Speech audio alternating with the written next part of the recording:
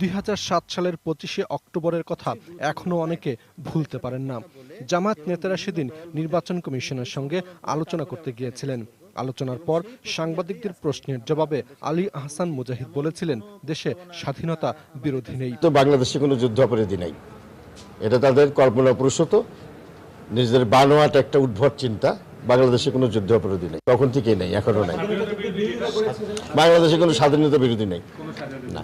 যে এই কুখ্যাত রাজাকার মুজাহিদ বিভিন্ন জায়গায় বলে বেড়াতো যে বাংলাদেশে যুদ্ধাপরাধ হয়নি এবং যুদ্ধাপরাধী নেই, এটা বাংলাদেশের জন্য বিশাল একটা চ্যালেঞ্জ ছিল।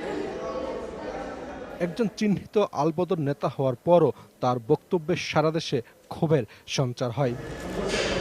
2001 সালে বুদ্ধিজীবী হত্যাকাণ্ডের এই হত্যাকে মন্ত্রী করেন বেগম খালেদা জিয়া।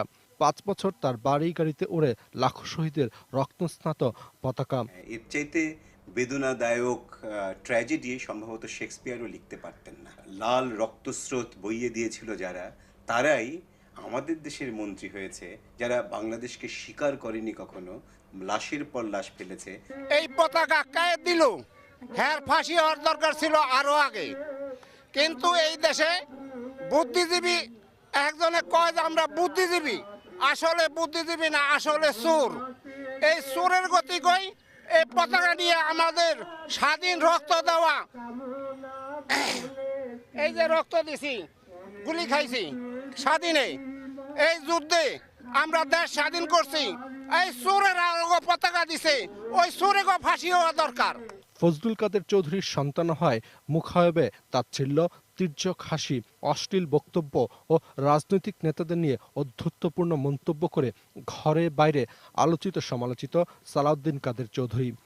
আমি ফজলুল কাদের চৌধুরীর ছেলে, চিন্তিত হয়ে আছি স্বাধীনতার বিপক্ষের শক্তি। বাপটা তারা মন্ত্রিত্ব করে গেছে, একটু দেখি না। গ্রিন রুম তো দেখছি ছোটবেলা থেকে, গ্রিন রুম একটু খেলাধুলার ইয়েটা, নিজের দক্ষতাটা কতটুকু আছে।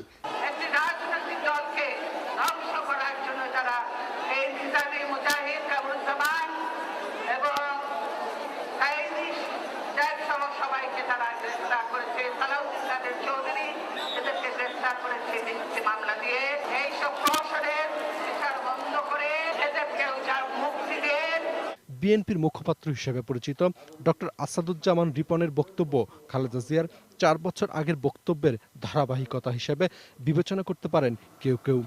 সালাউদ্দিন কাদের চৌধুরী তিনি অপরাধী নন, তিনি অপরাধ করেননি, এটার বিষয়ে তার বক্তব্য তিনি তুলে ধরেছেন এবং উপযুক্ত দালিলিক প্রমাণও তিনি দিয়েছিলেন। আমরা খুশি হতাম, দেশবাসী খুশি হতো যদি সেই বিষয়গুলোকে যদি কগনিজেন্সে নেওয়া হতো।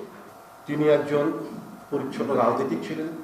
হ্যাঁ সালাউদ্দিন, হ্যাঁ, তোমার গাড়িতে এখন বাংলাদেশের পতাকা। 1985 সালে সাকা চৌধুরীকে এরশাদ প্রথম মন্ত্রী করেন।